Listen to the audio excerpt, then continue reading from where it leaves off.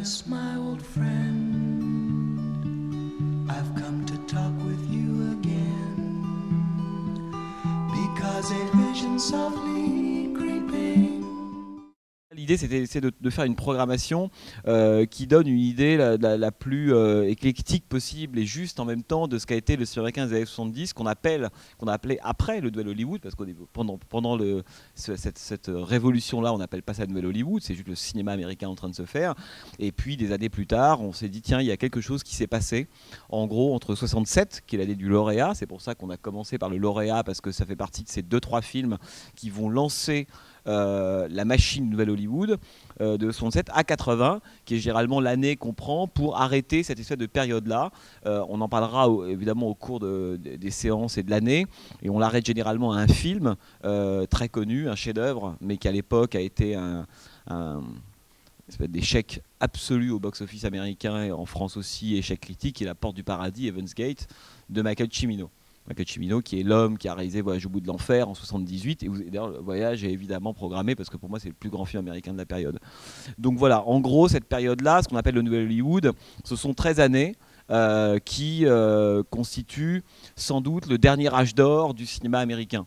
Et aussi bien évidemment on pourrait presque dire objectivement pour les cinéastes qui ont participé à cette période-là, Robert Altman, William Friedkin, Al Ashby, Scorsese, la liste est évidemment très très longue, mais aussi c'est intéressant de faire ce cycle aussi parce que le cinéma américain contemporain, c'est-à-dire d'aujourd'hui, il est complètement hanté par cette décennie-là.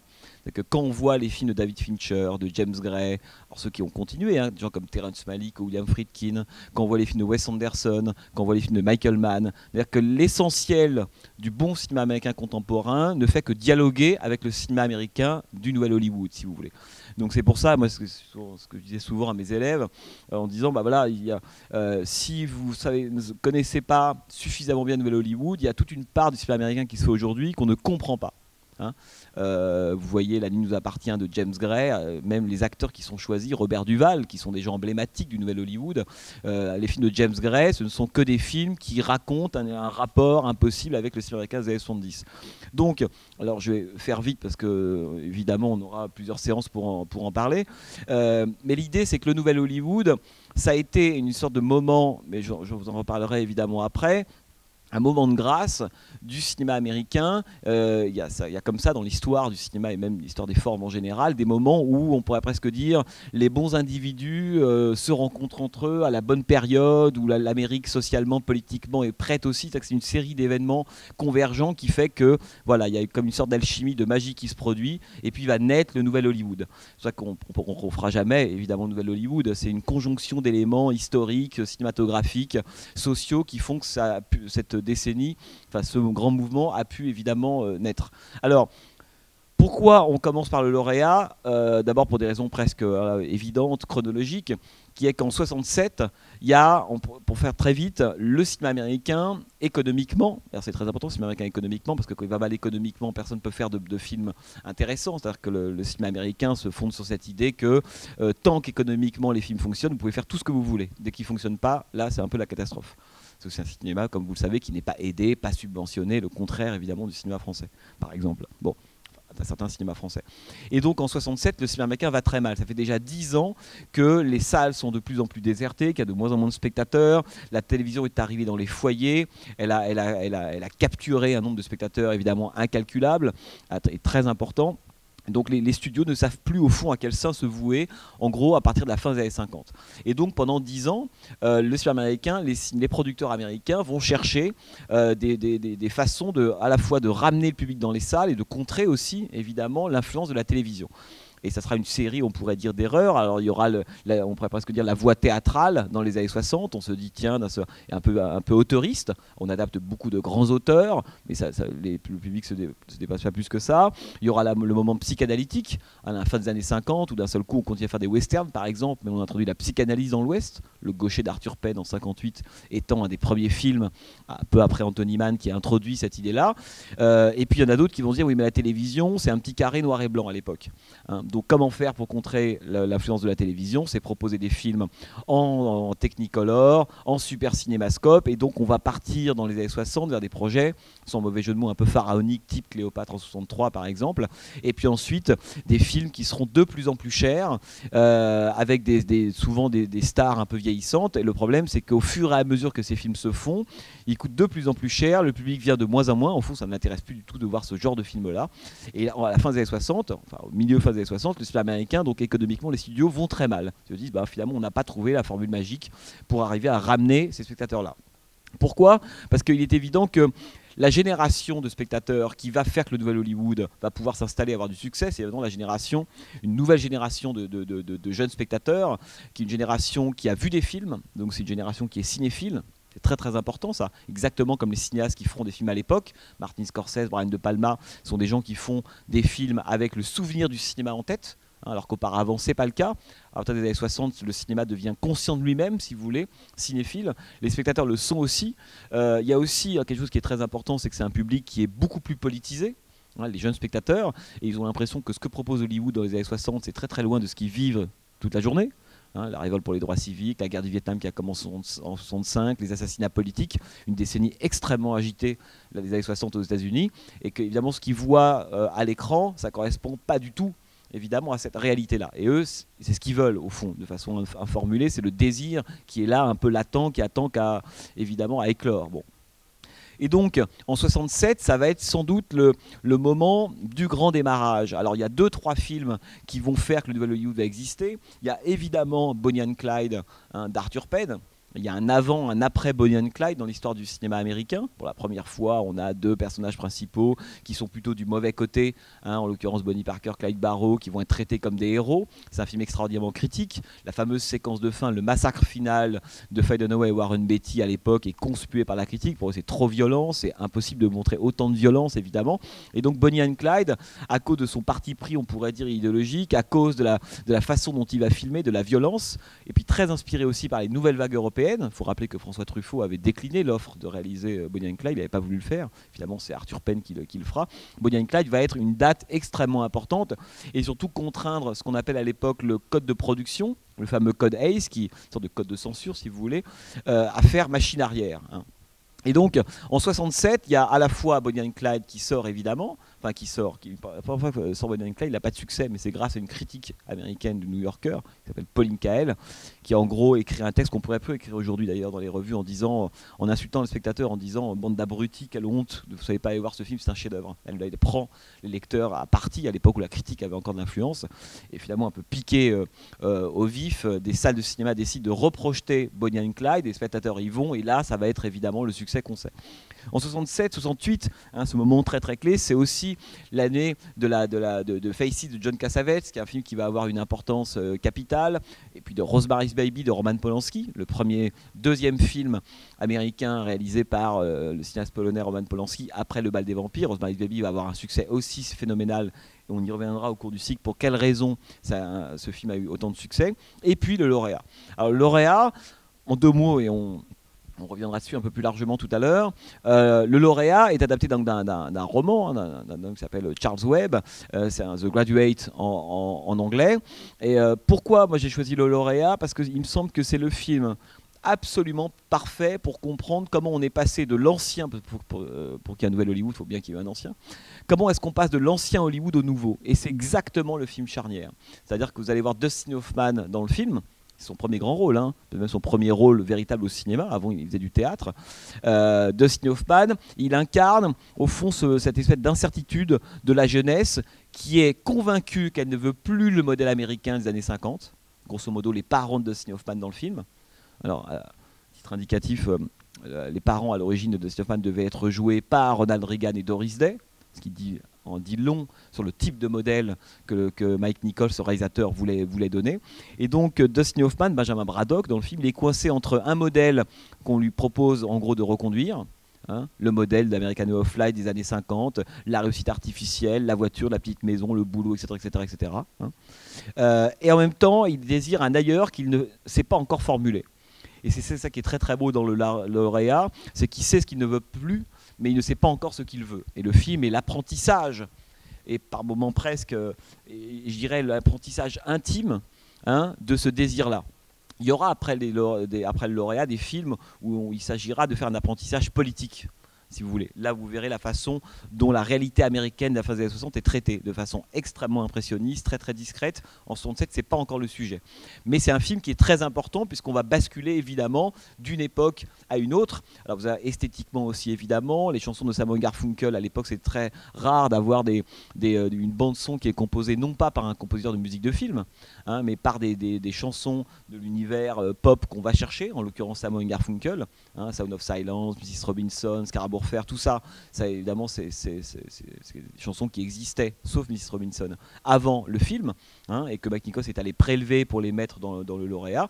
Et donc le lauréat, Benjamin Braddock, va rencontrer, vous allez voir, deux femmes. Une première, c'est une mère, Anne Bancroft, et la deuxième, évidemment, c'est une fille, Katharine Ross. Et je ne vous raconte pas l'histoire. Qui l'a déjà vu parmi vous, d'ailleurs, ce film? Ouais. Hein. Pas toujours, hein. Parfois je suis surpris. Hein. Bon. Et donc voilà, donc c'est à peu près, si vous voulez, l'idée évidemment du film. Alors soyez très attentifs à la séquence d'ouverture qui, pour la mise en scène, est géniale, hein, sur l'enfermement du personnage. On y reviendra. Hein. Comment est-ce qu'on filme un personnage qui n'a qu'une envie, c'est d'échapper de l'endroit où il est. Comment échapper à cet endroit-là, c'est évidemment, vous allez voir le cadre, et comment ce personnage va s'affranchir à la fois de l'Amérique des années 50, du carcan familial, de l'ancien Hollywood, et on pourrait dire qu'à la fin du lauréat, le nouvel Hollywood n'a plus qu'à arriver. Dernière chose avant, à l'origine, les producteurs n'avaient pas du tout pensé à Dustin Hoffman, il n'est pas du tout dans les canons du jeune héros, hein, de l'époque. À l'époque, dans le roman, Benjamin Braddock est décrit comme un jeune homme qui est blond, les yeux bleus, qui est grand. C'est un surfeur, en gros. Hein. Évidemment, entre le surfeur et Dustin Hoffman, il y a un choc thermique qui est assez important.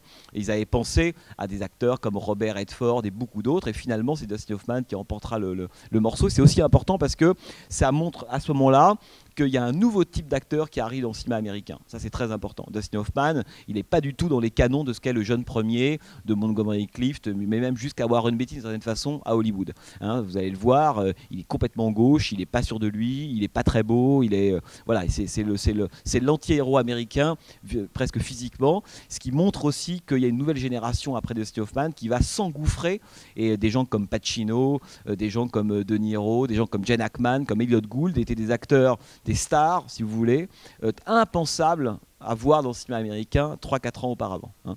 Voilà, bon, écoutez, bonne projection, et on se retrouve donc juste après pour parler du nouvel Hollywood et du film.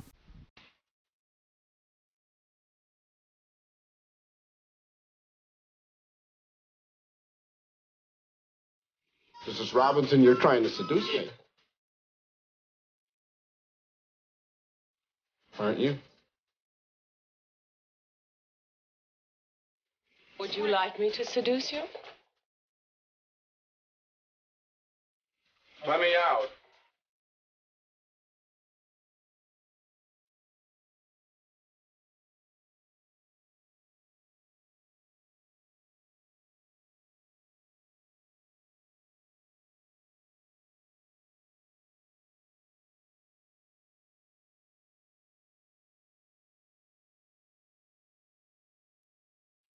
I just want to say one word to you. Just one word. Yes, sir. Are you listening? Yes, I am. Plastics.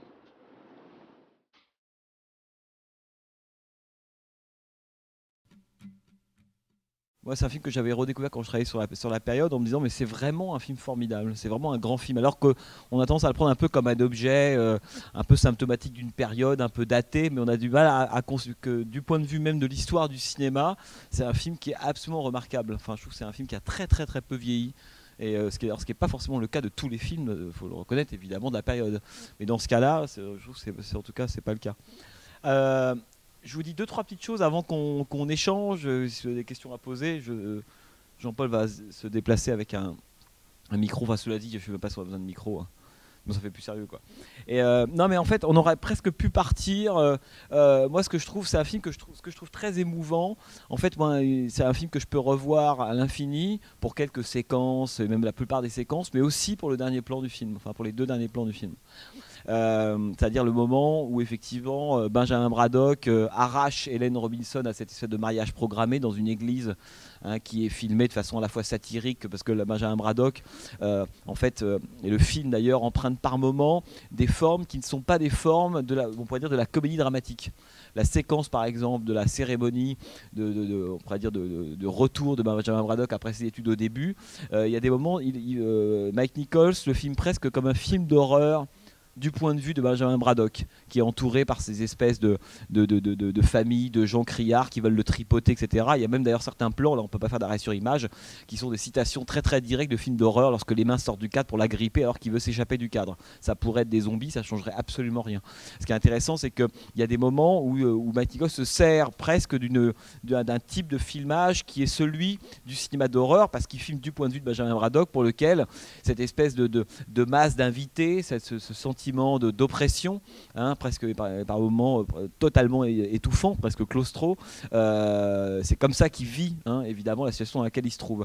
Et puis la fin du film dans l'église, hein, qui est évidemment le contre-champ total de la première séquence, hein, du film. Cette fois, c'est plus lui qui a envie de sortir d'un cadre qui est trop étroit et étriqué. Cette fois, cette Amérique, hein, de l'ancien Hollywood, on pourrait dire des années 50, conservatrice, ouest, classe moyenne, cette Amérique-là est enfermée à son tour dans un cadre, et lui, il avait très très symboliquement une espèce de bar, hein, c'est presque comme si on avait des vampires à l'intérieur, hein.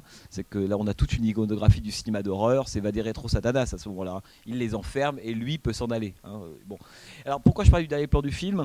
Parce que on pourrait presque se dire qu'il y a deux façons de terminer le film. Enfin, il y avait deux façons de terminer le film. Soit de le boucler sur l'échappée du couple, hein. Finalement il a réussi. Alors, il a réussi beaucoup de choses, Benjamin Braddock, dans le film. D'ailleurs, on peut se poser les questions de cette espèce d'étape initiatique. Elle comporte beaucoup d'obstacles. Au début, il faut se décoincer. On lui propose d'être un petit peu moins rigide. Après, il faut qu'il se dépucelle, parce qu'on comprend évidemment très bien qu'il est puceau lorsqu'il va coucher pour la première fois avec Mrs. Robinson. Et puis après, il faut apprendre que celle pour laquelle il avait beaucoup de respect, voire qui sacralisait un peu à peu, elle commence à être désacralisée. Finalement, elle est accessible. On peut coucher avec elle. Donc, elle quitte un peu son espèce de statut un peu effrayant, un peu autoritaire, mythique, et à la fin c'est pire que ça évidemment, puisqu'elle non seulement elle est désacralisée, mais elle est quasi profanée même par l'histoire, puisqu'on apprend que c'est un personnage qui se transforme, et il est magnifique, le personnage de Anne Bancroft évidemment, hein, qui devient à la fin une sorte de véritable sorcière, hein, presque qui incarne de façon extrêmement rigide mais très triste en même temps, parce que dans le film chacun a ses raisons, hein, qui tente que Benjamin Braddock ne soit pas avec sa fille, pour des raisons dont on pourra reparler d'ailleurs. Pourquoi est-ce qu'elle refuse, hein, que Braddock soit avec sa fille? Et donc, on se rend compte qu'on aurait très pu considérer que c'est l'histoire, finalement, vue de loin, d'un personnage qui a envie de sortir d'un milieu dans lequel il étouffe un tout petit peu, qui s'affranchit de tout ça, et à la fin, formidable, c'est le vent de la liberté, on les voit courir dans les rues, elle en tenue de mariée, et lui, le contraire physique de ce qu'il était au début. Au début, c'est un robot. Hein, la première séquence du film, quand il est sur un tapis roulant, il est de profil, il ne bouge pas du tout. C'est une très très belle métaphore de cet homme qui est guidé, qui ne se déplace pas dans l'espace, mais qui est déplacé dans l'espace par un tapis roulant. Hein, c'est l'homme moderne robotisé, c'est-à-dire qu'il avance tout seul. Enfin, c'est même pas qu'il avance tout seul, c'est qu'il est très très littéralement sur une trajectoire qui est programmée. Sa vie, c'est un tapis roulant. Alors, pour lui, il y a deux solutions. Ou il reste sur le tapis roulant, qui reste avec il aura une trajectoire qui sera conforme à celle que veulent ses parents. Hein, ou alors il sort du tapis roulant. Et tout le film, évidemment, c'est l'histoire d'un personnage qui a commencé sur un tapis roulant et à la fin qui court, hein, et qui a réussi à s'affranchir de ça. C'est pour ça que la séquence d'ouverture, le plan d'ouverture qui est très très long d'ailleurs, il n'est pas trop long, évidemment, c'est avec très très belle musique de Simon Garfunkel, mais il sert aussi à installer cette espèce de sentiment, on pourrait dire, d'immobilité en mouvement, quoi. C'est de paradoxe qui est très très drôle, c'est que la caméra le suit par une espèce de long travelling latéral, donc elle suit Benjamin Braddock, donc le fait que la caméra le suive donne le sentiment qu'à l'écran il ne bouge pas. Hein, il ne bouge pas, dans le cadre, il ne bouge jamais, il est toujours à la même place, sauf à la fin quand il s'en va pour laisser son ombre. Et en même temps, il se déplace. Donc c'est quoi un personnage qui se déplace sans jamais bouger? Ou c'est quoi ce paradoxe d'une espèce de mouvement immobile? Et c'est toute la métaphore, évidemment, de la première partie du film. Et donc à la fin, encore une fois, on aurait pu penser que le film se finisse de façon totalement solaire. Il a tout gagné, il s'en va, il court. Et là où je trouve le film est à la fois extrêmement fin, très subtil, et apporte une sorte de touche un peu en demi-teinte, et prépare ce que va être le nouvel Hollywood, parce que c'est aussi ça qui est intéressant, c'est aussi qu'on se raconte une histoire du nouvel Hollywood et de son évolution, hein, de l'euphorie du début au grand désenchantement quelques années plus tard. C'est que le film, il a cette conscience, plutôt cette espèce de préscience-là, si on veut. C'est le moment où évidemment ils rentrent dans le bus tous les deux.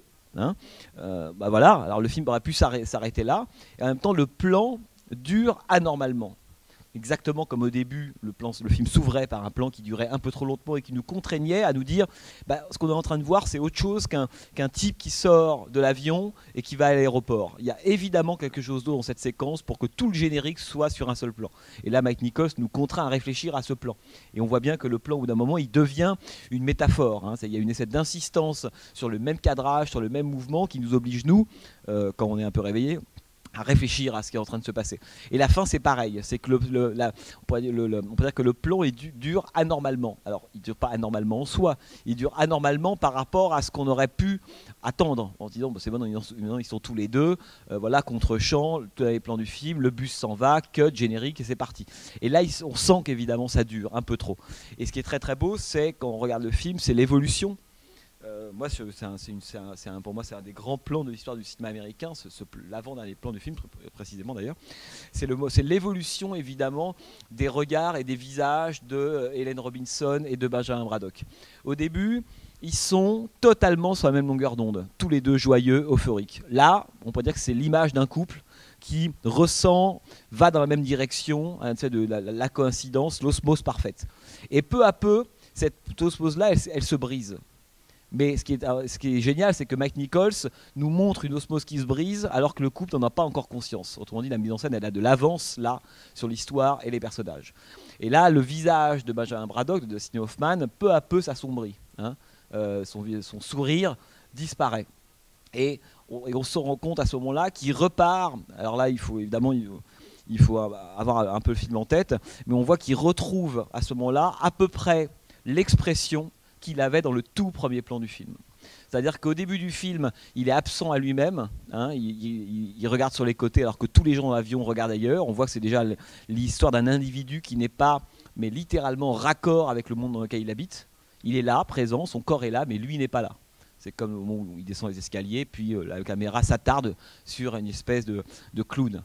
Hein, voilà le rôle qu'il va jouer au milieu des invités, c'est ce clown-là. Et à la toute fin du film, évidemment, Mike Nichols décide de reciter, de faire écho à ce plan d'ouverture. Oui, mais alors finalement, il est libre, il a la femme qu'il veut, il a à peu près, il devrait être totalement épanoui. Et en même temps, il y a une forme d'aliénation, hein, d'échec, de nouveau, on pourrait dire, désaccord qui est en train de s'introduire dans le plan à ce moment-là.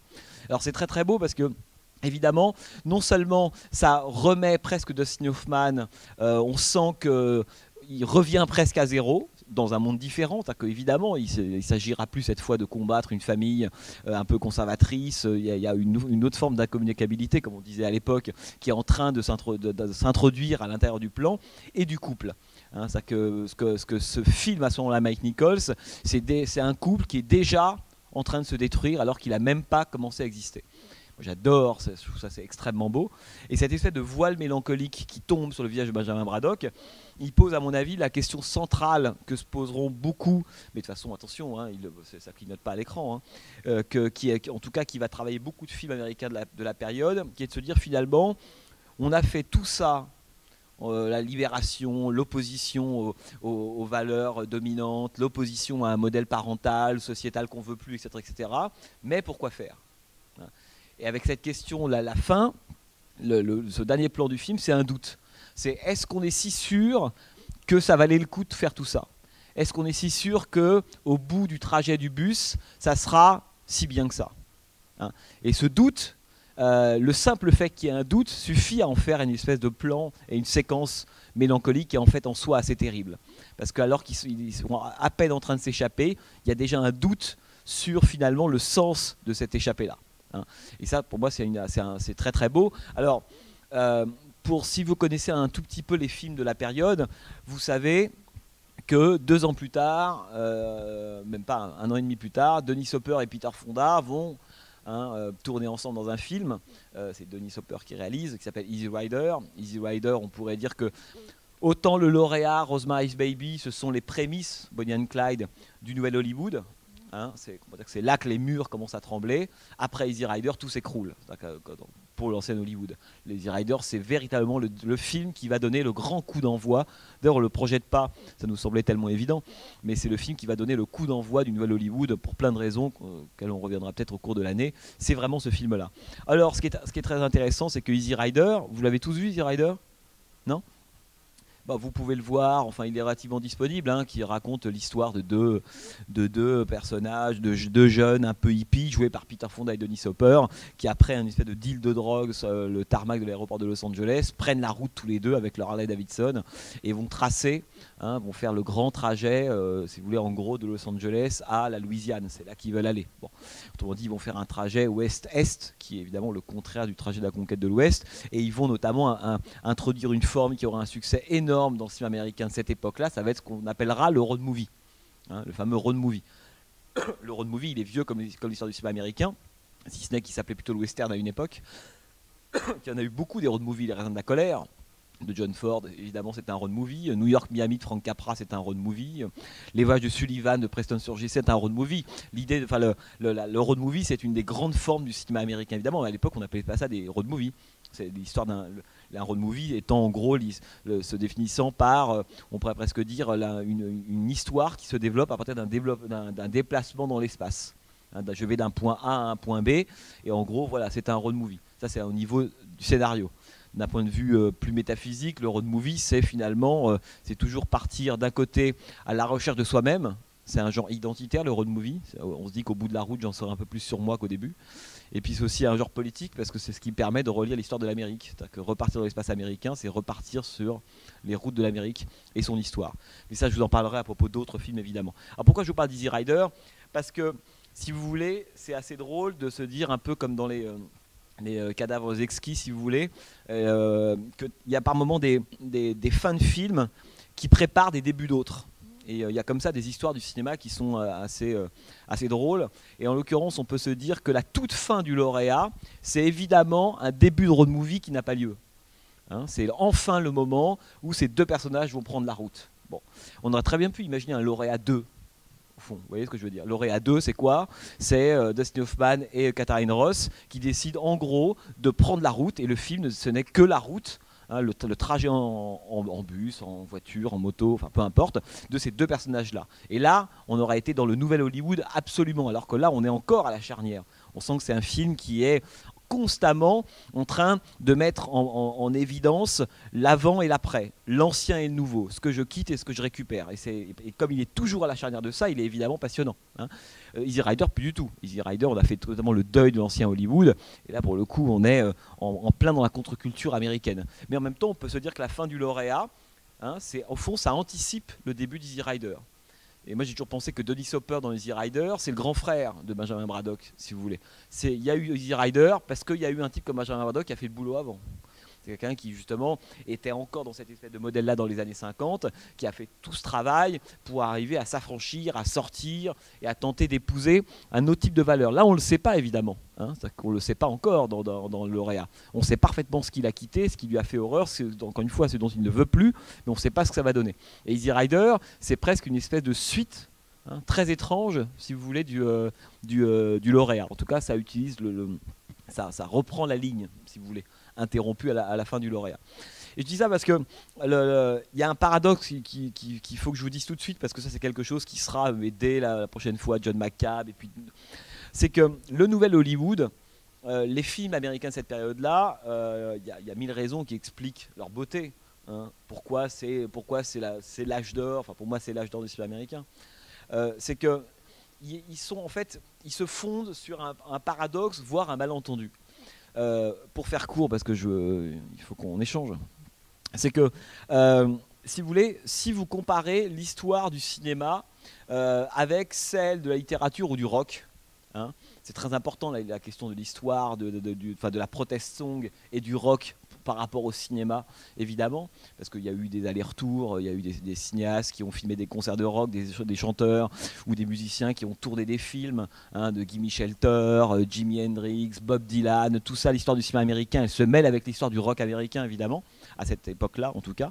Et c'est que, on pourrait presque dire que le cinéma américain des années 70, il a une histoire qui vient d'abord évidemment du mouvement beatnik, la fameuse contre-culture qui va prendre les rênes, hein, d'Hollywood dans les années 70. On pourrait dire que le rock, lui, a fait sa révolution au moment de la contre-culture. C'est-à-dire que la contre-culture, ce sont évidemment, on pourrait presque dire les années 60, mais avant 67-68. 67, le fameux Summer of Love, c'est le dernier moment où les gens croient que les idéaux contre-culturels peuvent l'emporter. C'est très très important ça.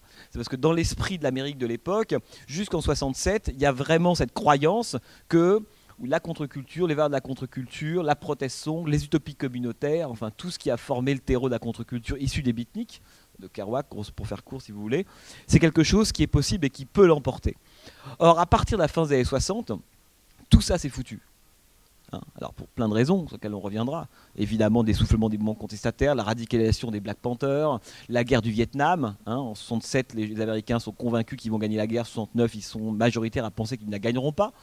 Tout ça pour dire qu'au tournant 68-69, l'état d'esprit américain à l'égard des changements que cette génération-là a prônés a totalement changé. Or le lauréat, ce qui est assez beau, c'est qu'il appartient encore à l'extrême pointe de cette idée que la contre-culture ça va marcher.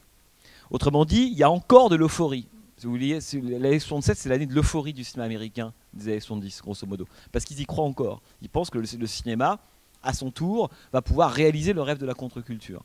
1 an et demi plus tard, c'est mort. C'est pour ça que le lauréat a la prescience de ça, avec cette espèce de voile un peu noir qui tombe sur le personnage de Dustin Hoffman. Et c'est pour ça aussi que lorsque Dennis Hopper, Peter Fonda réalise Easy Rider 1 an et demi plus tard, le film s'achève par 2 séquences, pour ceux qui l'ont vu, terribles. La première, évidemment, c'est la fameuse séquence du feu de camp, lorsque Dennis Hopper dit Peter Fonda dit à Dennis Hopper « Ouais, mais finalement, on a fait toute cette route, etc. We blew it », phrase très célèbre du cinéma américain, on a tout foutu en l'air, et phrase improvisée au moment du tournage, et Dennis Hopper lui dit « Mais je comprends pas ce que tu veux dire, on a tout foutu en l'air », et Peter Fonda ne cesse de répéter « We blew it ». Le « We blew it », c'est évidemment la contre-culture. Hein. On a tout foutu en l'air. Easy Rider, c'est un film qui à la fois célèbre la contre-culture dans sa première partie, hein, voilà, l'espace américain, la redécouverte de l'espace américain, traverser cet espace-là, aller à la rencontre d'un nouveau peuple américain, etc., etc. Donc c'est vraiment, le premier versant d'Easy Rider est très positif, et la seconde partie, là c'est la gueule de bois de la première partie, si vous voulez, qui s'achève par cette phrase-là, et par le moment où ces 2 hippies sont tirés comme des lapins par des rednecks qui croisent, hein, sur la route, qui sortent à ce moment-là un fusil à pompe et disent pourquoi ce type-là ont des cheveux longs, ils traversent le Texas à ce moment-là, qui est pas un état hyper accueillant, et ils sont tirés comme des lapins, ils meurent, tout le monde s'en fout, ils disparaissent. Bon. Ce qui veut dire que Easy Rider, on a souvent dit d'Easy Rider, c'est vraiment le film typique de la contre-culture. Effectivement, il l'est. En même temps, c'est un film qui enregistre déjà le deuil de cette contre-culture-là. Et ça, c'est très important parce que tous les films américains de la période, et on verra au fil des décennies, parce qu'en plus la programmation, elle suit à peu près, d'ailleurs, il faudrait vérifier, chronologiquement, finalement. Hein, le Macabre, on est 2 ans plus, enfin, là, on sera en 72, et puis après, on va avancer comme ça au fil des décennies pour arriver jusqu'à l'âge au bout de l'enfer en 78. On va voir combien, au fil des années, finalement, l'humeur, elle change. Hein, et combien ce qui était de l'ordre de l'euphorie va peu à peu virer au désenchantement et ensuite à la catastrophe. Et les 3 grands mouvements du cinéma américain des années 70, c'est ça. Hein. C'est d'abord l'euphorie, on pourrait dire que le lauréat participe un petit peu de ça si vous voulez, et puis le désenchantement, ça, il y aura des grands cinéastes de ça, dont Robert Altman, hein, vous verrez John McCabe, Le Privé Nashville, c'est les grands films du désenchantement, et puis il y aura ceux de la catastrophe. Et Michael Cimino, La Vage au bout de l'enfer, est un des films de la catastrophe si vous voulez. Bon bref, donc c'est important parce que les années 70, c'est pas une période homogène. C'est pas, on se réveille un matin, on fait des films de Nouvelle Hollywood, tout le monde, et puis 13 ans plus tard, on se réveille, on arrête de les faire. Non, le sur les années 70, sa beauté, son paradoxe, c'est qu'il est mort avant même d'avoir commencé. C'est avec qu'on a toujours, on aura dans tous les films de la période une espèce de double mouvement permanent. Et ça, tous les films que vous pouvez voir, Midnight Cowboy, Scarecrow, L'Épouvantail, enfin, il y a évidemment des dizaines de films, ils sont toujours pris entre 2 mouvements. C'est-à-dire d'un côté, une espèce d'euphorie de libération libération des formes, des mœurs, la politique qui s'invite dans les plans, la forme qui est totalement nouvelle, qui emprunte aux nouvelles vagues, etc. Donc c'est un cinéma qui est très très stimulant, qui est très libéré, parfois libertaire, et en même temps la conscience toujours extrêmement profonde qu'au fond, on a commencé, mais trop tard. On arrive trop tard. Évidemment, c'est tout le drame du cinéma américain des années 70, c'est que la contre-culture est arrivée trop tard au cinéma. Et pendant 10 ans, les années 70, ce cinéma américain-là, c'est une grande histoire de cet échec-là pendant 13 ans. C'est pour ça que c'est un cinéma qui est, on dit, en demi-teinte, que c'est rare de trouver des films de cette période-là, hormis quelques hommages de temps en temps à des films burlesques ou autres, c'est rare de trouver des films qui soient des films totalement euphoriques ou joyeux. C'est des films qui sont toujours la mélancolie et le voile qui les recouvrent tous. Tous. Alors parfois de façon totalement dramatique, comme à la fin de l'Épouvantail de Jerry Schatzberg, lorsque Pacino devient fou parce qu'il peut voir son fils, enfin bon bref.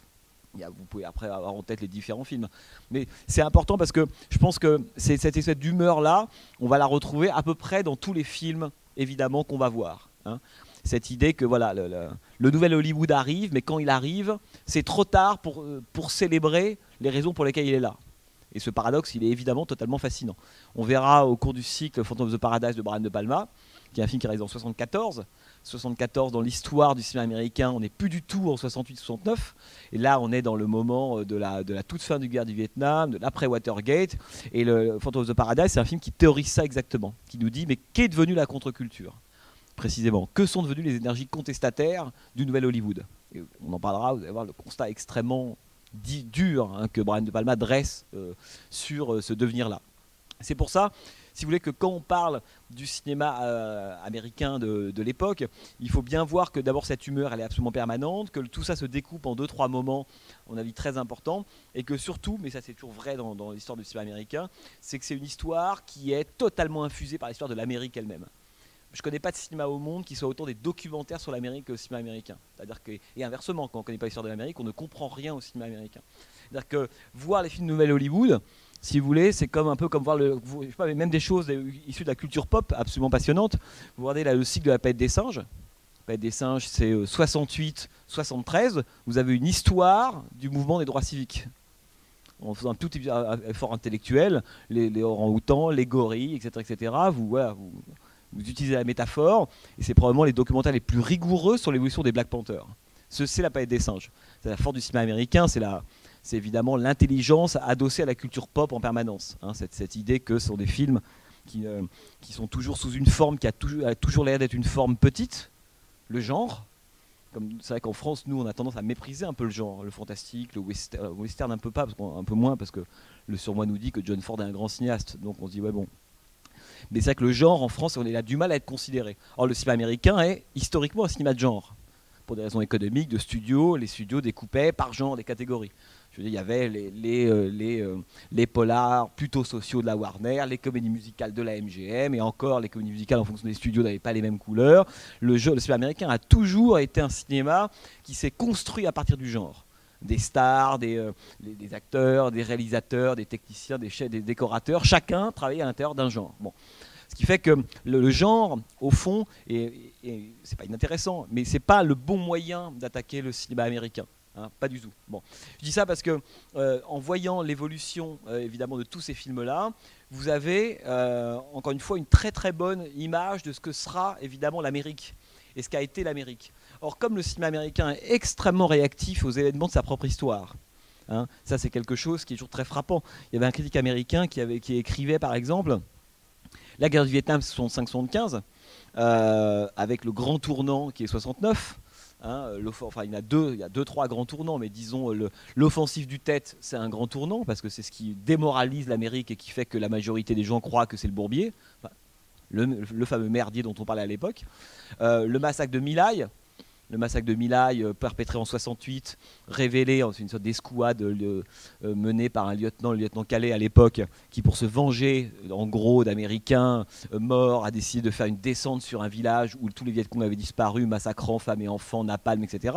Le massacre de My Lai, c'est un des événements, images et histoire les plus importants de l'histoire de l'Amérique de l'époque. Hein, très important, lorsque le reportage photographique paraît dans Life, c'est quelque chose qui a un impact phénoménal. Et lorsque Sam Peckinpah un des plus grands cinéastes de la période, tourne La Horde sauvage par exemple, il explique très très bien que le final de La Horde sauvage n'est qu'une remise en image des photos du massacre de My Lai. Donc derrière tout ça, il y a toujours l'histoire de l'Amérique qui est là. Et ça, on pourrait citer un nombre d'exemples infini de l'affaire du Watergate à l'assassinat de Kennedy, qui est une des grandes clés pour comprendre tout le cinéma américain de 63 à 80. C'est l'assassinat de Kennedy, c'est sa grande obsession, c'est ça.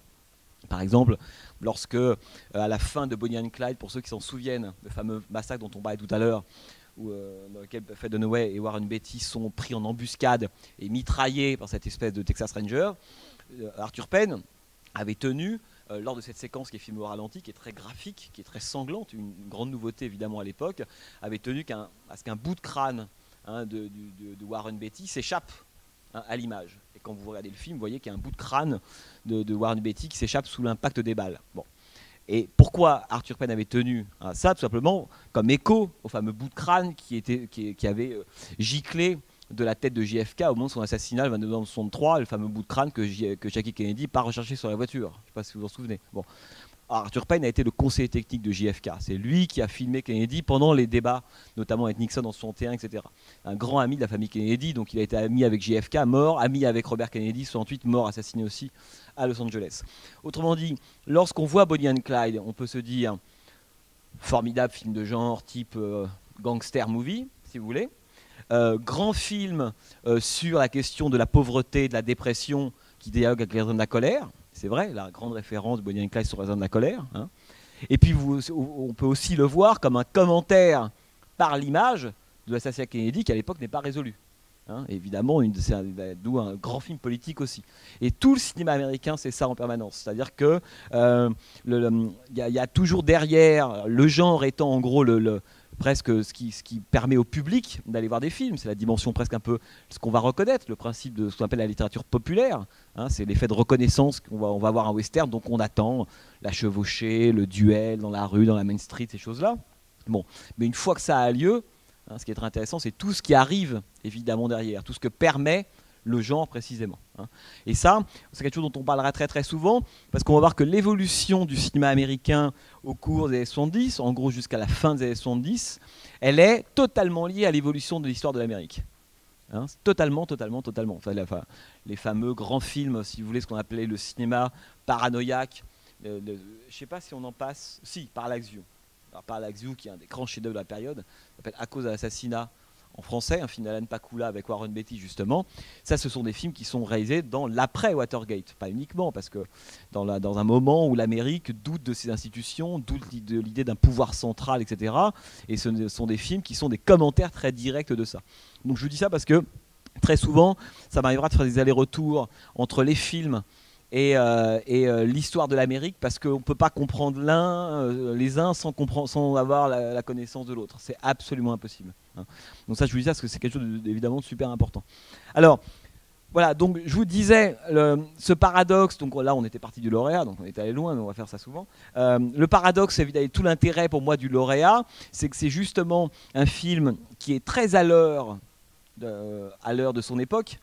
Alors ça me fait penser à cette phrase de Serge Danel, le critique Serge Danel, qui disait, un jour il avait écrit un texte sur Le Bon Abbé et le Truand de Sergio Leone, de 66, et il disait, Leone finalement, ce qui est formidable avec Leone, c'est que c'est un cinéaste, Leone, génie absolu évidemment, ce qui est génial avec Leone, c'est qu'il est en avance sur son temps, voyant évidemment Le Bon Abbé et le Truand, virgule, ça veut dire qu'il est à l'heure. Bon. Et c'est ça être à l'heure, c'est-à-dire que l'avance c'est être à l'heure.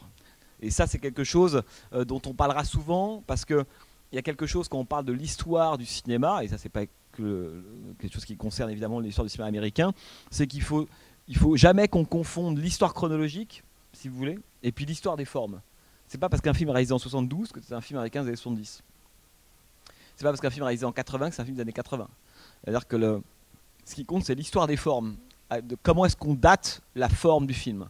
La plupart des films aujourd'hui qui sortent, américains, français, sont des films qui sont des années 50. Et pourtant, ils sont réalisés en 2012. Hein, vous regardez les comédies françaises qui sortent, ce sont des comédies académiques standards des années 40. Et donc c'est ça on a aujourd'hui beaucoup de films des années 40 qui sont faits. Et inversement, il y a des films qui sont faits dans les années 60-70 qui sont, je dirais pas en avance, parce qu'il y en a quelques. Le problème, c'est pas le cinéma n'est pas là pour être un prophète. Hein, il n'a pas fonction, mais plutôt ils sont à l'heure. Être à l'heure, c'est extraordinaire. C'est-à-dire, c'est sentir la pulsation d'une époque. C'est ce qu'Agamben appelait la dimension contemporaine. Hein, c'est sentir l'espèce de faisceau des ténèbres qui traversent une époque et que le seul l'art est capable de retranscrire. Et je pense que les films dont on va parler, ce sont pas des films des années 70, mais ils sont réalisés dans les années 70. Par exemple, il n'y a pas Spielberg. Parce que Spielberg, c'est un cinéaste qui réalise bien, d'un point de vue de l'état civil des films dans les années 70, mais ce n'est pas un cinéaste américain des années 70. Spielberg, c'est un cinéaste du cinéma américain des années 80, si vous voulez. Donc, il fait les formes du cinéma de Spielberg, qui sont une sorte de dépoussiérage, de relecture des formes des années 40 et des sérioles des années 40, remise au goût du jour, ironique et méta des années 80. C'est ça les années 80. Donc Spielberg, quand il fait Jaws, Les Dents de la Mer, c'est pas un film des années 70. Hein, et pourtant, il est réalisé en 75. C'est déjà un film des années 80. Le retour du blanc et du noir, le retour du binaire, la punition au début, le film s'ouvre avec des gens qui se préparent à coucher ensemble, qui fument un joint. Tout de suite, un requin va les bouffer, évidemment. Hein. Donc ça, on est très très très loin de ce que c'est que l'histoire du cinéma des années 70 à ce moment-là. Et pourtant, c'est un film de 75. Et puis, il y aurait un autre exemple qui serait un cinéaste comme, je ne sais pas si vous le connaissez, qui s'appelle Peter Bogdanovich. L'homme qui a fait La Dernière Séance, la Picture Show, qui a fait What's Up Doc, qui a fait La Cible, hein, qui a fait Daisy Miller, ce sont des films formidables. Bogdanovich, c'est presque le cas d'école inverse à celui de Spielberg. C'est-à-dire que c'est quelqu'un qui lui arrive avec le nouvel Hollywood, comme tous ces gens-là. Il est de cette génération-là, il commence à réaliser son premier film en 68, donc il est totalement synchrone avec le nouvel Hollywood. Il va tourner pendant cette période-là, et pourtant, il a la tête, ou plutôt le regard, dans le rétroviseur du grand cinéma hollywoodien classique, en gros des années 40-50. Et c'est assez beau d'ailleurs, parce que dans un de ses premiers films, qui s'appelle La Cible, un film extraordinaire, qui confond deux formes de violence, la violence un peu gothique du genre incarné par un personnage joué par Boris Karloff, c'est un de ses tout derniers rôles, et face à lui la violence de Whitman et du Vietnam, c'est-à-dire totalement hasardeuse, psychopathe, le fameux sniper qui vont terroriser une partie de l'Amérique des années 60, et ils confondent ces deux violences-là. Et c'est un très très beau film aussi charnière, La Cible de Bogdanovich, un peu comme Le Lauréat, sur un autre terrain. Et Boris Karloff, il y a une séquence où il se retrouve dans une chambre d'hôtel, ils doivent venir présenter un espèce de film d'horreur, Le Corbeau. Il en a marre de tout ça, il sait que cette horreur des années 40, 50, 60 n'est plus du tout, on pourrait dire, efficace, utile, ou le bon miroir de la violence du Vietnam. C'est totalement anachronique et ridicule. Puis un jour, il est dans une chambre d'hôtel, il y a une télévision devant lui, et la télévision projette un film qui s'appelle Criminal Code de Howard Hawks. Vous avez vu, un film de 31, un film très connu. Et Boris Karloff joue dans ce film le rôle d'un détenu, hein, dans le film de Hawks. Et il est assis, en plus à l'époque il était malade, il a les genoux déformés, il est fatigué. Et là il y a un plan sur son visage et on le voit déprimé. Il y a Bogdanovich qui joue un rôle dans le film, qui rentre dans la chambre d'hôtel et lui dit mais qu'est-ce qui vous arrive, monsieur Karloff, etc. Et l'autre le regarde et lui dit, regardant le film de Howard Hawks, il lui dit c'est terrible, tous les bons films ont déjà été faits. Et donc ça c'est intéressant d'un cinéaste qui en 68 arrive, fait son premier film, et voilà ce qu'il pense. Mais il le pense très littéralement. Et donc tout le cinéma de Bogdanovich, c'est un cinéma qui va tenter de retrouver la magie du cinéma hollywoodien classique. Alors que la plupart des cinéastes, que ce soit les Scorsese, Altman, Ashby, Friedkin, Sarafian, Penn, Frankenheimer, tous ces gens-là, c'est pas ça le problème.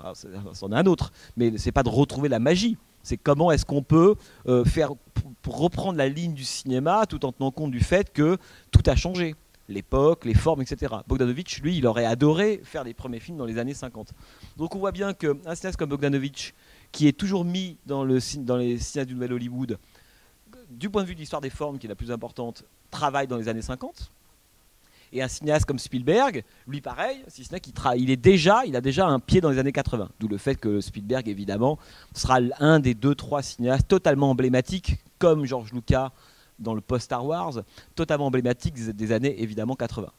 Alors c'est pour ça, après, qu'il faut toujours avoir ça en tête et se dire une dernière chose, enfin peut-être une dernière, mais en tout cas là, c'est que on se rend compte que, par exemple, en 69, lorsque Dennis Hopper et Peter Fonda et Easy Rider, qui est le même moment, on a en même temps grosso modo 2001 de Kubrick, L'Art sauvage de Peckinpah, en un an, le cinéma américain, moi je sais une fois une discussion avec George Romero qui me disait celui qui a fait tous les films de zombies, et il me disait, en 69, il s'est écoulé 10 ans dans l'histoire du cinéma américain. Hein. C'est pour ça qu'il va être par moments un tout petit peu pointilleux, voire chiant. Un film de 67, c'est pas un film de 69, et un film de 69, c'est pas un film de 71. Ça n'a aucun rapport. Il y a des périodes où en 4-5 ans, rien ne change. 2003, 2006, dans l'histoire du cinéma américain, il ne se passe pas grand-chose. En gros, c'est du post-11 septembre. Pas bon. Alors que dans l'histoire de l'Amérique, 76-71, c'est plus la même Amérique en 4 ans. Hein. Un film de 69, c'est pas un film de 72. Alors, je ne vais pas vous paraître un peu psychomaniaque là-dessus, mais c'est très important. Hein. C'est pas du tout le même type de film. C'est-à-dire qu'il y a des films, quand on les voit, on peut pas faire d'erreur de datage. Hein. Qu'on connaît un peu l'histoire de l'Amérique, ça c'est pas un film de 73, c'est pas un film de 67. Ça c'est hyper important. C'est pour ça que le nouvel Hollywood, ce qui est fascinant, c'est que non seulement on va avoir une nouvelle génération d'acteurs, de réalisateurs, de producteurs, de techniciens qui d'un seul coup vont prendre en main les rênes d'Hollywood, véritablement, selon une règle extrêmement simple, c'est que tant que ça marche économiquement, on vous laisse les cartes. Easy Rider, pourquoi c'était si important? C'est parce que quand les deux vont voir ils ont un producteur, mais ce producteur va chercher un gros studio pour distribuer le film, personne ne croit à Easy Rider. L'histoire de deux types qui sont sales, qui sont pas rasés, il n'y a pas de début, il n'y a pas de fin, à la fin ils se font tuer, on ne comprend pas pourquoi, ils filment de la drogue, ils couchent à plusieurs dans des rivières. Pour eux, c'est l'anti-film absolu, enfin l'anti-cinéma hollywoodien classique. Bon. Et comme le film coûte pas cher du tout, ils disent pourquoi pas, allons-y, on verra, de toute façon, comme rien ne marche aujourd'hui, essayons ça. En gros, c'est ça. Et le film fait évidemment un carton intégral. À partir de là, et Denis Hopper le dira, à partir de là, il suffisait d'arriver dans le bureau d'un studio, d'un exécutif, enfin d'un producteur de studio avec les cheveux longs et un joint au bec, on avait l'argent. Pour ces raisons-là, tout simplement. Hein. C'est parce qu'à cette époque-là, ils se sont dit, on n'y comprend rien, on ne sait pas pourquoi ça marche, mais le résultat est là, ça marche. Donc, cette formule est devenue, c'est devenu d'ailleurs une formule, en se disant, finalement, il y a toute cette génération-là, on ne la comprend pas, mais visiblement, ce qu'elle fait, ça fonctionne. Hein. Et le nouvel Hollywood, ça a débuté presque sur ce malentendu-là. Hein. Finalement, on ne sait pas trop ce qu'ils veulent, mais on va le faire. Alors, ce qui est évidemment intéressant, c'est que c'est aussi dans l'histoire du cinéma américain la première fois que l'auteur, enfin le réalisateur, arrive comme un auteur. Jusque-là, le cinéma américain classique, vous savez comment ça fonctionne, c'est le producteur a un rôle évidemment phénoménal, très très important. Il y a même des films qui sont des films de producteurs. Enfin, vous connaissez des gens comme Daryl Zanuck, qui ont eu des rôles évidemment très importants. Et le réalisateur arrivait à imposer sa patte, mais il n'écrivait pas le scénario. Il choisissait pas toujours ses techniciens. Donc c'est ce que Scorsese, dans son documentaire sur le cinéma américain, appelle les contrebandiers. C'est ceux qui, à l'intérieur d'un système extrêmement rigide, arrivent malgré tout à faire passer leur sensibilité, leur style. Ce qui fait que, même à partir de scénarios complètement stupides ou convenus, peu importe, de Howard Hawks, d'Anthony Mann, de n'importe qui, dès lors que c'est Anthony Mann, Hawks ou Ford qui réalisent, on a un grand film. Et c'est de là qu'était née la fameuse politique des auteurs défendue par les Français. Souvenez-vous, dans les années 50, ils disaient, la politique des auteurs, c'est quoi? C'est vous prenez un film américain, par un réalisateur qui n'a écrit ni scénario, il a rien fait sauf, ce qui est quand même le plus important, la mise en scène. Et c'est ce qu'avait valorisé à l'époque Truffaut, Godard, etc. en disant, mais vous les Américains qui pensez que tous ces westerns, ces séries B, ces petits films de genre, c'est pas grand chose, vous préférez plutôt les films un peu pétaradants de William Wyler, Tant qu'il aura des hommes, ces grandes adaptations un peu pompeuses de grands récits américains, vous vous trompez complètement. Les grands films puissants, intelligents, ce sont les petits. Hein, ceux que vous méprisez, ils s'appellent Hitchcock, ils s'appellent Hawks, ils s'appellent Ford. C'est eux qui font les plus grands films.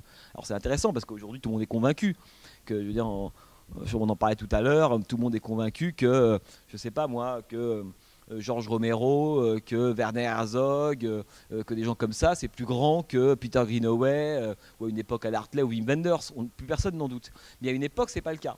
Hein, on considérait que le genre et tous ces petits cinéastes qui n'écrivaient pas leurs scénarios, des scénarios qui n'étaient pas issus d'une matière noble, ce qui veut dire toujours matière littéraire, la fameuse tarte à la crème de l'adaptation des romans au cinéma, etc., n'était pas considérée. Et c'est grâce à la France et à la critique française que la fameuse politique des auteurs s'est créée pour défendre précisément tous ces cinéastes-là.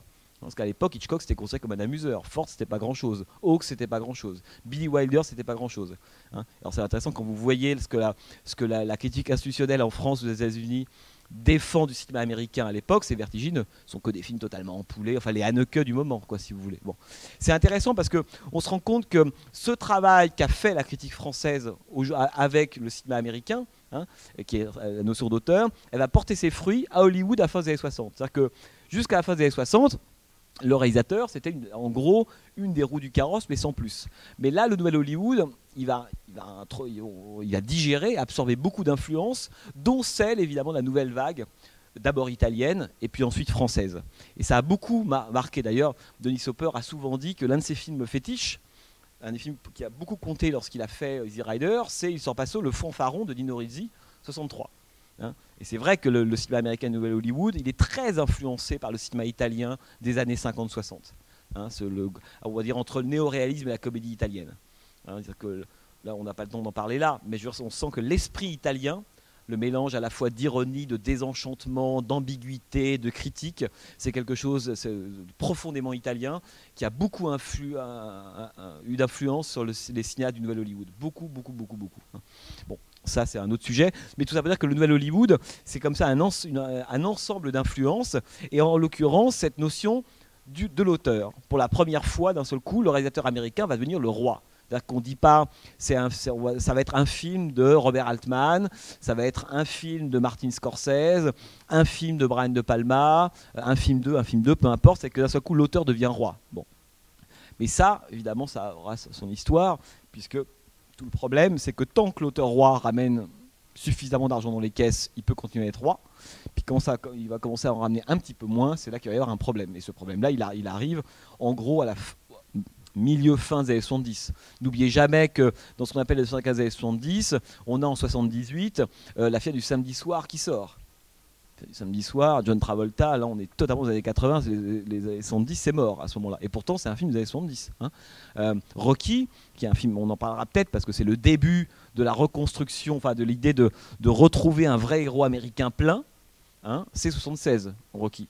Et à la fois c'est un film extrêmement intéressant aux années 70, et en même temps c'est déjà un film dans lequel on nous dit ouais mais les années 70 maintenant, le doute, l'ambiguïté, la fatigue, les anti-héros, les névroses, les psychoses, le mea culpa, la guerre du Vietnam, tout ça maintenant ça suffit. Il y a ça aussi, c'est aussi une décennie qui arrivera à un moment donné où le public sera lassé de ça. Hein. On pourrait dire que le film que vous allez voir, Taxi Driver de Martin Scorsese, Travis Bickle étant la pointe de ça. Après Travis Bickle, on a compris. Les héros bipolaires, perturbés, suicidaires, névrosés, impuissants. Le cinéma américain va s'en servir pendant 7-8 ans. Ce qui est une des caractéristiques du cinéma américain, évidemment, de l'époque. En 1975, la lassitude commence à arriver. Et c'est comme ça, évidemment, que le cinéma des années 80 va pouvoir, si vous voulez, tranquillement revenir, quoi. Voilà. Non, alors maintenant, dites-moi, parce que là je me suis un peu, éloigné du lauréat. Pourquoi d'ailleurs, je sais pas. Mais comme c'était la première fois qu'on se voyait pour le cycle, si tant est que vous reveniez, on sait rien. Je voulais vous parler un peu plus largement du Nouvel Hollywood que du lauréat dont on a un peu parlé avant, puis qui me semble relativement clair. Hein, le lauréat, c'est quelque chose qui, en plus, si on le voit dans la perspective du Nouvel Hollywood, on voit vraiment ce qu'on quitte. Il y a une phrase que j'adore, parce que la première séquence, pour moi, elle est absolument magistrale, jusqu'au moment où Mrs. Robinson pénètre dans la chambre de Benjamin Braddock. Hein, du début à la fin, plan par plan, c'est absolument une merveille. C'est extraordinaire. Puis en plus, Mike Nichols, c'est quelqu'un qui avait réalisé avant Qui a peur de Virginia Woolf, qui vient du théâtre, Mike Nichols. Et pour moi, c'est un des rares exemples lauréats réussis de films à l'intérieur desquels des séquences s'inspirent totalement du théâtre sans être jamais théâtreuses. Ça veut dire quoi? Ça veut dire que le film est construit en quelques grands segments. Hein, je ne sais pas si vous avez remarqué la façon dont, dans ces pratiques, pour ceux qui font des DVD par contre, c'est que chaque segment égale un chapitre. C'est-à-dire qu'il y a de longues séquences qui durent 12, 15, 16 minutes, avec cette idée justement qu'on va poser un cadre, la fameuse séquence qui se passe dans le noir par exemple, hein, la séquence dans la chambre d'hôtel, entre Robinson et Benjamin Braddock. Il y a de grandes séquences comme ça qui tiennent évidemment par les déplacements uniquement des acteurs dans le plan, hein, par les dialogues, l'idée d'un essai de sentiment, d'émotion qui va être à l'intérieur du plan. Ça, c'est vraiment l'héritage théâtral de Mike Nichols. Mais à aucun moment dans le film on se dit c'est un film théâtral. Évidemment pas. Tellement c'est travaillé, même du point de vue du changement d'ailleurs de registre et d'humeur. Alors Mike Nichols, lui, se disait à l'époque, entre les producteurs et Mike Nichols et le scénariste du film, c'est Buck Henry. Alors Buck Henry, c'est un acteur de l'époque très connu, c'est notamment qui joue un rôle des parents dans Taking Off de Milos Forman, dans plein d'autres films. Mais il joue un petit rôle, c'est le groom de l'hôtel. Celui qui a, parce qu'il est un peu parano, Benjamin Braddock, hein, celui qui a repéré Benjamin Braddock au début du film. Lui, c'est un acteur qui sera un des acteurs, un des seconds couteaux, on pourrait dire, récurrents au Nouvel Hollywood, mais c'est lui, véritablement, qui a écrit le scénario du film. Et Mike Nichols, donc Buck Henry et le producteur, avaient souvent une discussion, parce qu'à l'époque, c'est un film qui est très nouveau, hein, pour évidemment toutes les raisons qu'on a évoquées. Mais surtout, ils avaient peur que le public soit un peu désarçonné par les changements de registre dans le film. C'est que quand vous prenez le lauréat, vous vous rendez compte on est par moments dans la comédie, presque dans le burlesque. Hein. Ensuite, il y a une sorte on pourrait dire de comédie un peu plus dramatique qui apparaît. Ensuite, une sorte un peu d'étude de mœurs. Et puis quand Anne Bancroft sort de la maison, la pluie, toute trempée, etc. Là, on est à la limite du cinéma gothique. On a l'impression que c'est Bette Davis qui vous voyez, pour ceux qui connaissent tous les films, qu'est-il arrivé à Baby Jane, Sweet Charlotte, tous les fameux duels. Enfin, duo et duel aussi, Joan Collins, Bette Davis dans les films de Robert Aldrich. Donc voilà, on passe par différentes humeurs, puis après on rentre dans de grandes et longues séquences où lui prend la route, hein, alors sur la musique de Robinson. D'accord, le film change beaucoup de registres, très souvent, et à l'époque il y avait une discussion à l'intérieur de l'équipe en se disant mais est-ce que le public va suivre ça ? Et il comptait notamment sur le fait, ce qui était assez rare à l'époque, d'utiliser beaucoup le silence. Alors je ne sais pas si vous l'avez remarqué, mais quand on voit le lauréat, comme il n'y a pas de musique de film composé pour le film, à l'exception des chansons. Donc il y a de très très grandes longues séquences sans aucune musique. Et évidemment, lorsque les chansons de Simon Garfunkel surgissent, elles ont une valeur qui n'est pas une valeur illustrative. En tout cas, elles disent la psychologie du personnage. Et quand voilà, le Sound of Silence au début, quand on connaît un peu, moi j'étais un grand amateur des Simon Garfunkel, quand on connaît un peu les paroles de Simon Garfunkel, c'est une description absolue de l'état mental de, évidemment, Benjamin Braddock. Hein. Et là, on se rend compte que Mike Nichols se disait, oui, il y a beaucoup de changements de registre, mais grâce à Simon Garfunkel, on va maintenir une unité pendant tout le film. Régulièrement, on entend une chanson qui vient commenter un peu comme des chœurs, quoi, hein, le film. Et en même temps, la chanson n'est pas là comme une sorte d'illustration, ni pour souligner. On pourrait presque dire qu'elle métaphorise à l'intérieur directement du film, si vous voulez, l'état mental du personnage. Donc elles sont importantes, les chansons. Et on le sent bien quand on le voit. Moi, il me semble. C'est-à-dire que quand on voit le début, quand on voit la fin, quand on entend Scarborough faire, etc., on sent que c'est autre chose. C'est pas un moment de repos. Hein, c'est presque le moment de vérité. C'est lorsque la chanson va commenter l'état mental du personnage de Benjamin Braddock, quoi. Et non, mais pourquoi je vous parlais de la séquence du début, parce que j'adore, parce que le film est très. En plus, ce qui est assez beau, c'est que c'est un film qui donne sa chance à tout le monde. C'est-à-dire que finalement, c'est pas un film qui joue avec un personnage contre d'autres. C'est que même les parents de Benjamin Braddock, au fond, ils ont leur raison. C'est ça que je trouve assez beau dans le film. Hein. Évidemment, on peut les trouver ridicules, mais tous les personnages peuvent l'être à un moment donné, y compris Benjamin Braddock.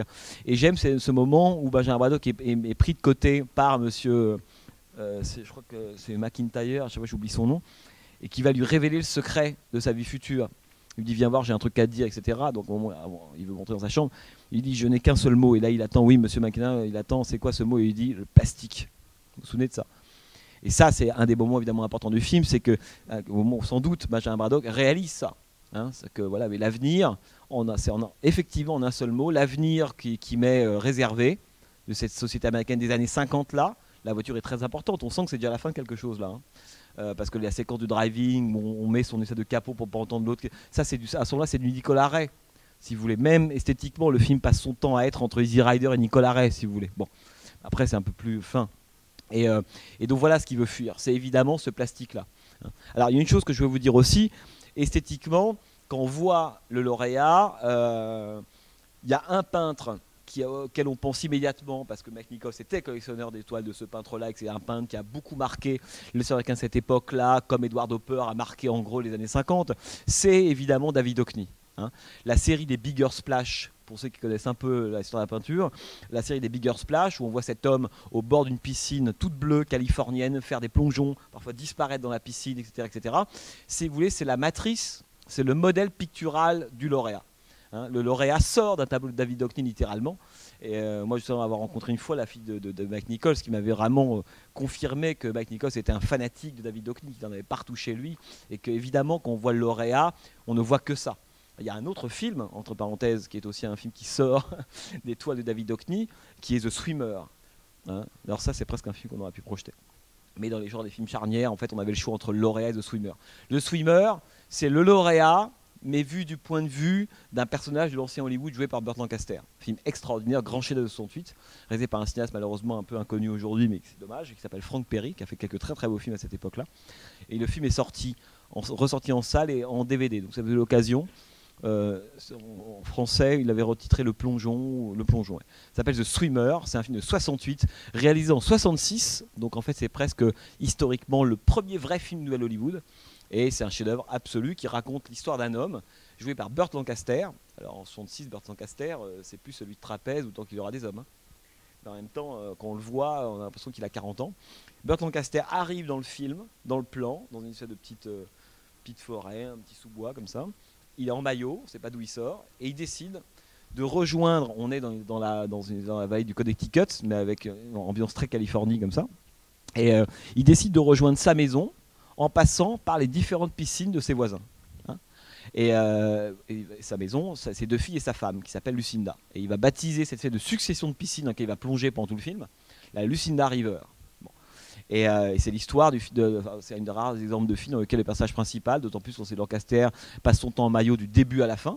C'est un film absolument sublime, réalisé par Frank Perry avec un peu Sidney Pollack par moment. Et donc c'est l'histoire de cet homme qui va remonter le cours à la fois de l'espace mais aussi du temps. Et on va se rendre compte au fur et à mesure de son passage dans différentes piscines qu'il y a quelque chose qui tourne pas rond. Il y a quelque chose qui ne va pas là-dedans. Mais tout ça pour dire que, bon, ça, je ne veux surtout pas vous déflorer le film, ça serait criminel, mais tout ça pour dire que Burt Lancaster, si vous voulez, dans le film, se déplace dans le monde du lauréat. Hein, si ça vous intéresse de voir The Swimmer. Bon. Et donc David Hockney, c'est un cinéaste important, un peintre important pour Mike Nichols. Et le lauréat s'amuse beaucoup avec quelques motifs qui sont évidemment autour de l'eau. Hein. Alors vous avez vu l'aquarium au début. Hein, la piscine évidemment, la pluie, c'est-à-dire que l'eau, la fontaine, lorsque lui arrive à Berkeley, bon, on n'a pas le temps d'étudier en détail la façon dont Nichols se sert de l'eau, mais grosso modo on peut dire quoi?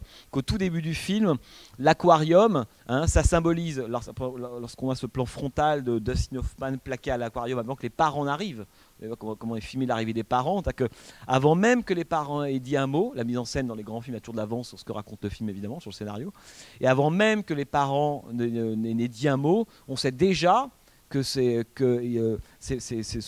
à cause d'eux, de ce qu'ils représentent, que Benjamin Braddock n'est pas heureux notamment. Hein, ils obstruent le cadre, ils l'empêchent de respirer jusqu'à la mer. La mer c'est terrible parce que autant on voit un peu Benjamin Braddock quand le père est à côté, mais dès que la mer apparaît c'est noir total, faut partir du cadre. Bon. Tout ça pour dire quoi? Alors l'aquarium c'est à la fois on pourrait dire l'espace mental matérialisé à l'intérieur du plan du désir de Benjamin Braddock. C'est quoi son désir? C'est quand on n'arrive pas à habiter le monde dans lequel on est, on n'a qu'une envie, c'est de disparaître. On dit c'est plonger dans la piscine. Parce que d'ailleurs c'est très très beau moment où il va faire le guignol parce que tout le monde attend qu'il arrive. Il saute dans la piscine et puis il reste là. Ce qui est important dans cette séquence-là, c'est le fait qu'il reste. C'est qu'il a envie de s'abstraire du monde et de disparaître du plan. Il reste comme ça au fond de la piscine évidemment.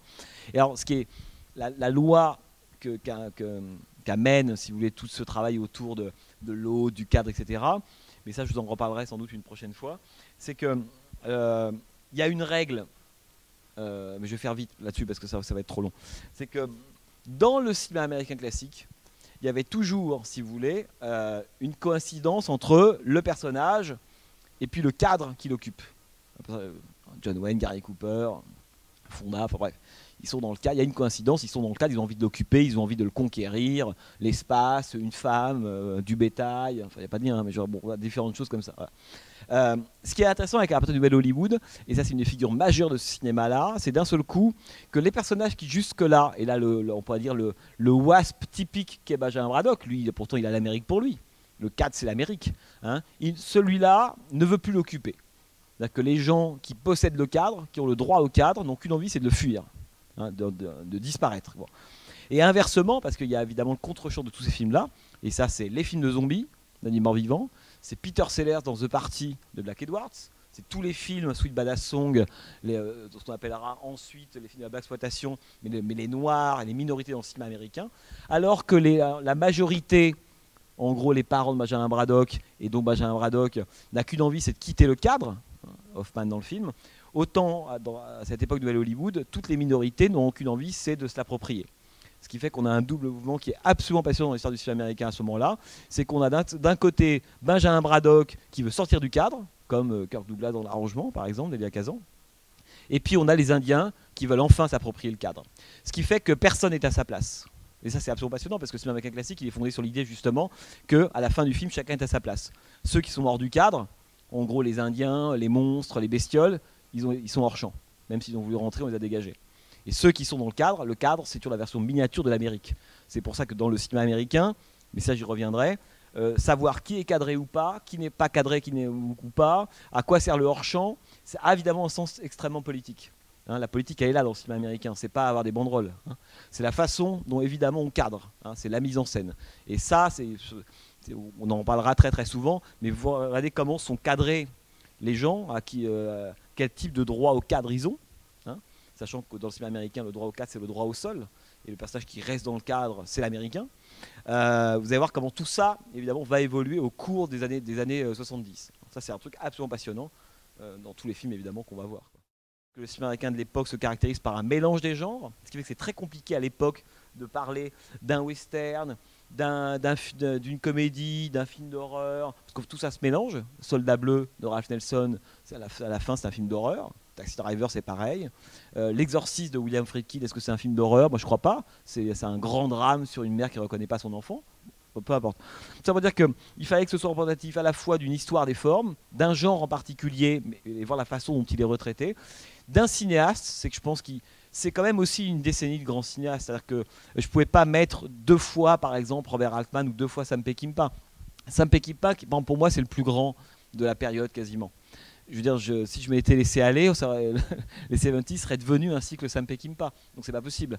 En même temps, je me dis, parmi les films de Peckinpah, si je suis par rapport à la période, en gros, entre La Horde Sauvage 69 et puis Tueur d'Élite 78, qu'est-ce qui me semble le plus intéressant? La Horde Sauvage, il me semble que beaucoup d'entre vous l'ont déjà vu. Hein.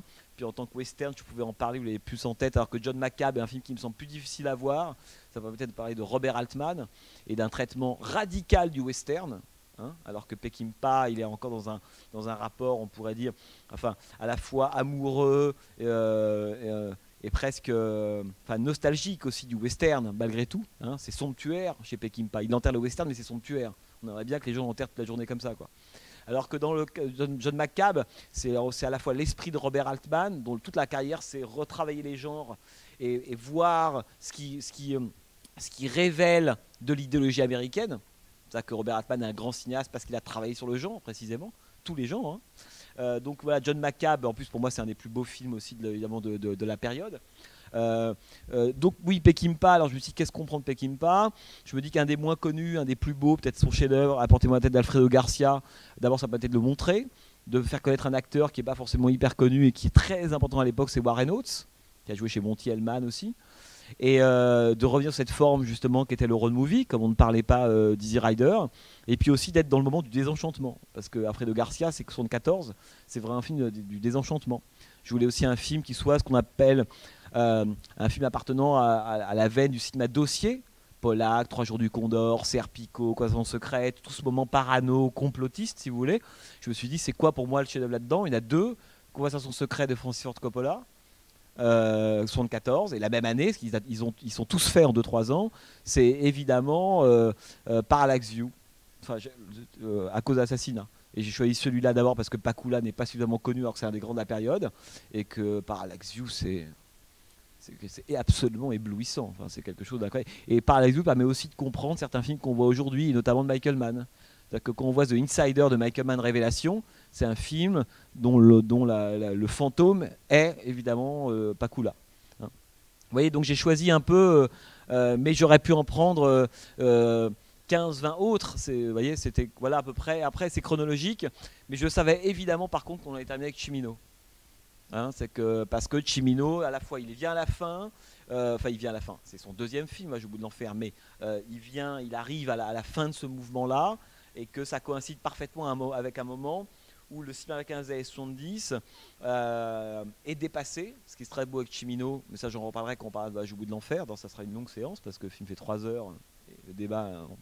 Mais Au bout de l'enfer, c'est un film qui est déjà dans l'après années 70.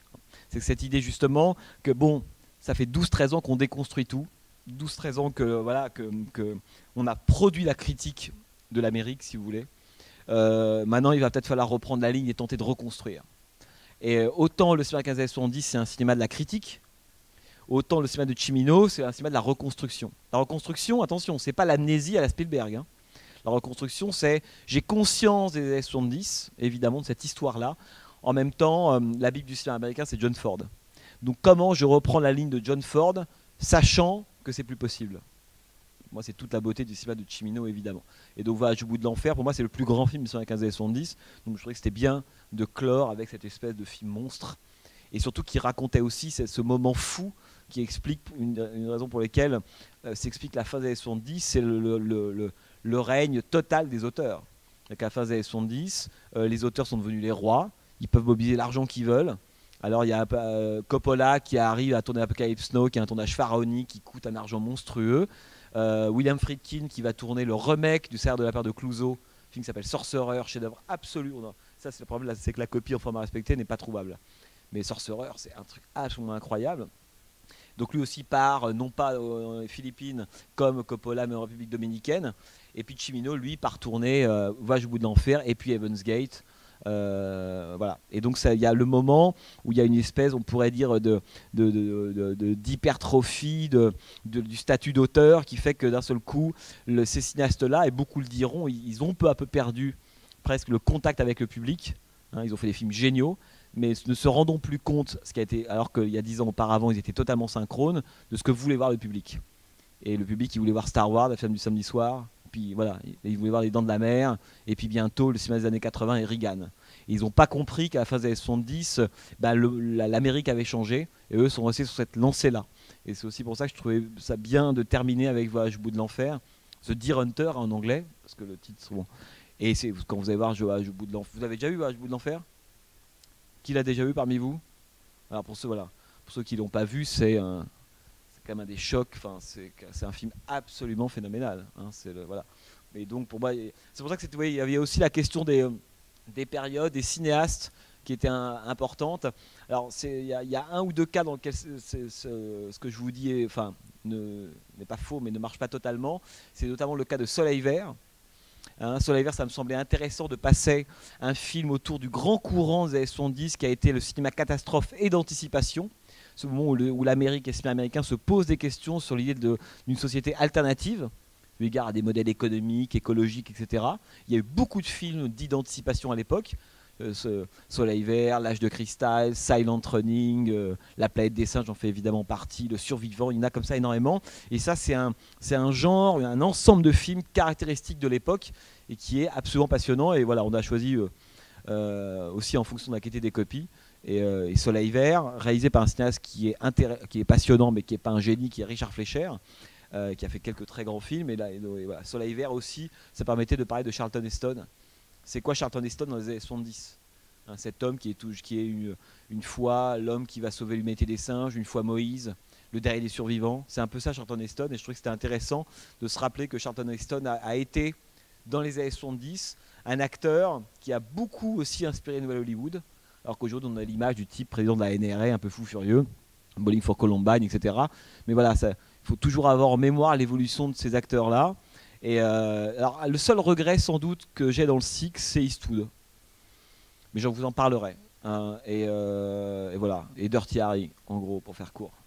J'aurais bien aimé, mais je vous en parlerai, de Clint Eastwood, de Don Siegel, de tout ce malentendu autour de Clint Eastwood, fasciste, le polar un peu ambigu, gris des années 70. Tout ça, c'est passionnant. Et notamment parce qu'Eastwood continue encore aujourd'hui à tourner et que comment cet homme qui a été taxé de fasciste pendant des années est aujourd'hui considéré comme le plus grand des démocrates. Et puis là, d'un seul coup, il se met à soutenir Romney et on lui retombe dessus comme si on était 40 ans plus tôt en 71. Hein, c'est vachement intéressant. Notamment, ça dit beaucoup de choses de la critique française à l'égard de Eastwood et de son rapport, on pourrait dire, droite-gauche qu'elle applique de façon toujours très rapide sur le cinéma américain, qui évidemment ne veut jamais rien dire. Et Eastwood, c'est un très très bon exemple pour moi de ça, et puis de longévité, parce qu'il n'y a pas beaucoup, il a 82 ans aujourd'hui, Eastwood, un truc comme ça. Et donc sa carrière de Eastwood est absolument phénoménale. C'est sans équivalent, aussi bien comme acteur dans des séries télé, et puis passant en Italie à côté de Sergio Leone, revenant aux États-Unis, travaillant avec des cinéastes, tournant lui-même des films. Et Eastwood, c'est un cas passionnant, et c'est un cas passionnant aussi de ce qu'est moins le héros américain que le mal américain, si vous voulez. Ça, c'est passionnant. Parce qu'un des grands trucs d'Eastwood dans les années 70, c'est qu'il passe son temps à se faire dérouiller, ou amputer, ou tabasser. On a toujours dit de Eastwood l'image de l'homme avec son Magnum 44. Et vous regardez Les Frissons dans la nuit, vous regardez Les Proies, vous regardez L'épreuve de force. C'est le mal impuissant, Eastwood. Quand on voit vraiment les films, c'est absolument ça. Donc voilà en gros la façon dont on a organisé ce cycle, ce qui fait que, évidemment, au cours des séances, parfois je vous redirai peut-être des choses, on fera des allers-retours. Voilà. Alors évidemment, le problème va être pour ceux qui ne reviendront pas ou ceux qui débarqueront dans 2-3 séances, tant pis pour eux. Mais voilà, on va essayer qu'il y ait un peu de continuité aussi dans ce qu'on se raconte, quoi. Ouais, John McCabe, McCabe and Mrs. Miller, Robert Altman, ça c'est un film extraordinaire. Et alors, venez voir aussi. Alors, il y a 1000 raisons pour lesquelles voir le film, et notamment parce que vous allez comprendre d'où Sergio Leone a eu l'idée de Fin d'Amérique qu'il a tourné en 84, du fameux plan dans lequel Robert De Niro se perd dans ses volutes de fumée, etc. Vous allez comprendre d'où ça vient. Si vous venez voir, John McCabe évidemment. Bon, bonne soirée et puis à bientôt.